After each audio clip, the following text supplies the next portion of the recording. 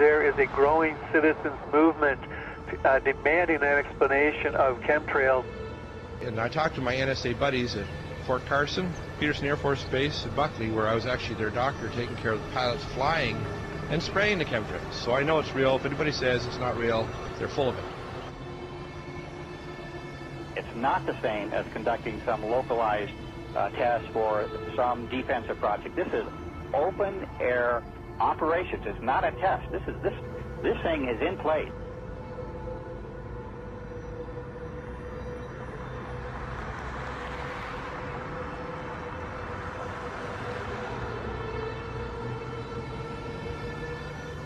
It didn't start until about 1996. Exactly.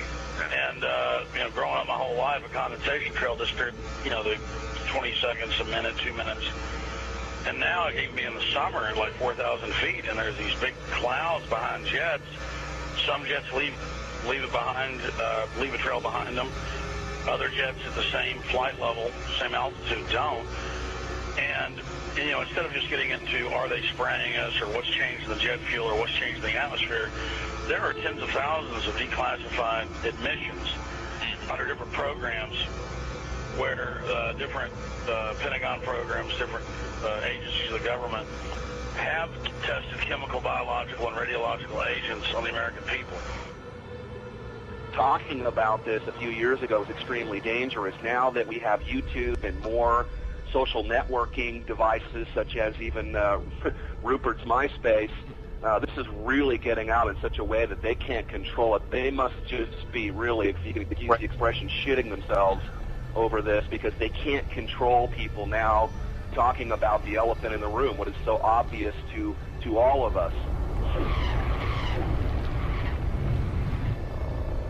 There's a feeling from that area that the states doing all of these weather modification programs might not be doing it for the benefit of the citizens of Texas and other states that they may impact as well. Well, many of the planes that we're seeing here in Abilene will actually turn whatever they're spraying on and off right before our eyes. I mean, you'll see a plane up there flying like normal, and then all of a sudden it starts spraying. We've seen them fly off into the distance and then loop around and fly back again. These are not your typical planes with a preordained path destination from city to city. Someone needs to explain to me why do they stop traveling in one particular direction and then loop around and come back again. They perform this behavior so many times that we start seeing the tic-tac-toe grids in the sky. We're witnessing the giant X's. And I mean, Rosalind, when you and I grew up, these contrails naturally dissipated in a few seconds or perhaps a minute max.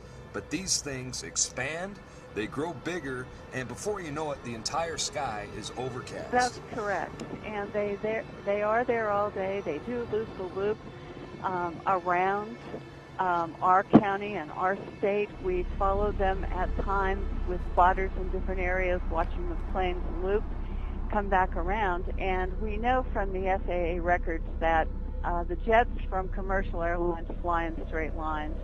And coming across our county, there aren't many, and they stay mostly in certain patterns. The jets that we see leaving the persistent jet contrails move in directions that normal jets wouldn't fly because it would use too much fuel and put them off schedule. And the jets that we see here do loops. We've got pictures of them looping the same X's and crosshatches. But I believe that some of that, not only are they looking for keeping something in the air almost all the time, but we feel that some of the markings are to mark the start and stop areas for their programs so that they can watch their experiments either from satellite or the ground.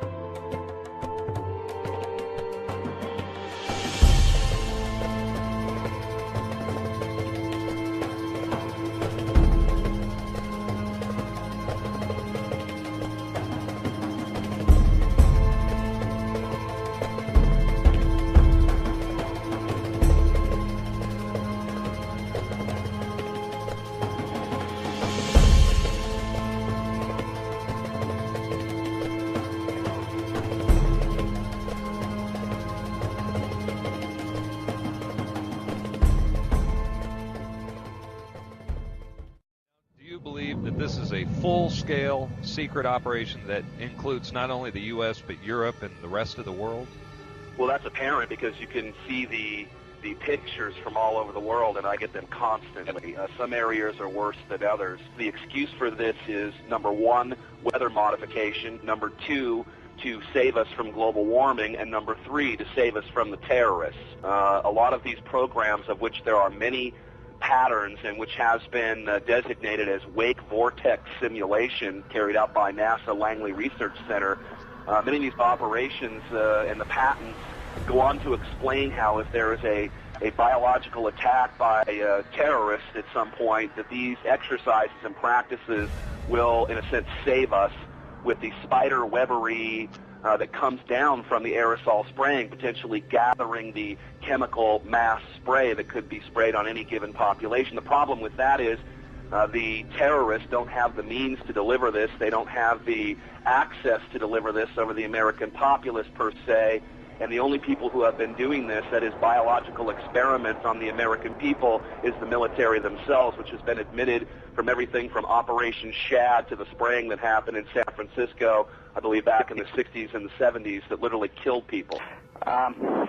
Again, I may not be able to ascribe intent, but what I can say is that it is expected that there will be increased mortality as well as the potential of a huge host of unknown pathogens that we are subject to, and this is not based on speculation. There's a whole arena of biological research that we haven't even begun to touch on. Could a strange substance found by a Southwest Arkansas man be part of a barium found in our sample? At a community of the San Bernardino Mountains has a real mystery on its hands. The official explanation here is that jet contrails are causing strange lines in the sky. What effects barium has on the body. Short-term exposure can lead to anything from stomach to chest pains. Long-term exposure causes blood pressure problems.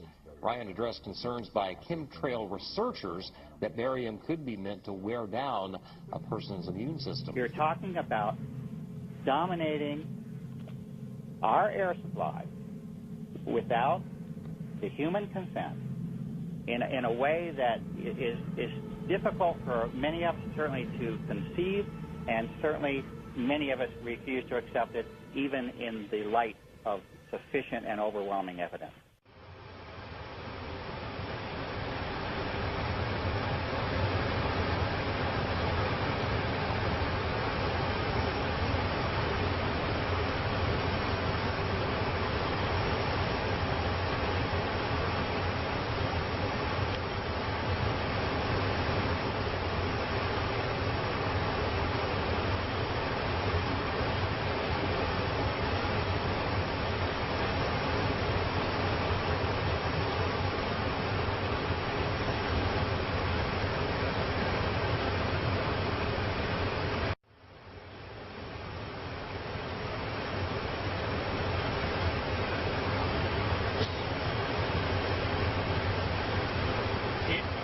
Spraying that chemtrail?